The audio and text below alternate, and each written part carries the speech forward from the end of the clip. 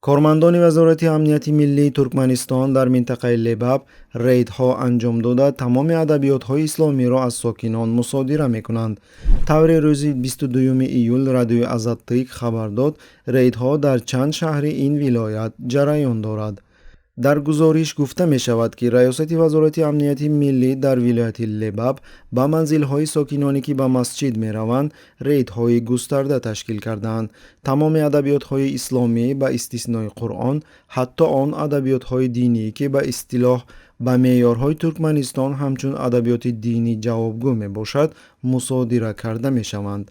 پس از شنیدن آیین گفتگوها ساکنان منطقه‌های دیگر نیز ادبیات‌های داشته‌شان را پنهان کردند. Şu an köyünde hürmetli prezidentimizin başta durmağında قابل ذکر است که ریدها از روز اول عید قربان آغاز شدند. به طور رسمی ریدها با آن دلیل اساسناک کرده می شوند که گویا در زمینه تحولات رویدادها در همسایه کشور افغانستان گویا طرفداران طالبان و واعظان داعش در کشور فعالتر شدند.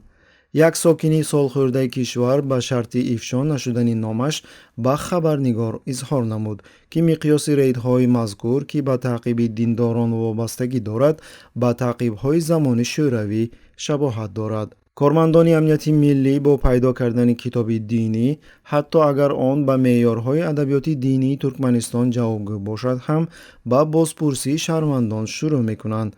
کار تا جای رسیده است که مسلمانان را به نوشیدن مشروبات اسپریتدار مجبور میکنند، گفت او. جالب دقت است که چنین ریدها در ترکمنستان منتظم گذرانیده می شوند. مثلا تیر ماه سال 2019 نیروهای امنیتی شهر مری کسانی را که به مسجد می روند برای بازپرسی دعوت کرده به آنها فشار می گذراندند تا در بین مسلمانان مشاهد معلومات جمع کنند. این چنین زمستان سال 2020 در ولایت لباب کارمندان بخش دولتی را برای ادای نماز جمعه به مسجد رفتن منع کردند. همچنین در بهار سال 2021 تمام مسجدهای شهر مری بسته شدند و به ساکنان شهر بدون توضیح نماز عید را منع کردند. علاوه بر این در طول سالهای زیاد گذاشتن نماز در جای کار منع شده است.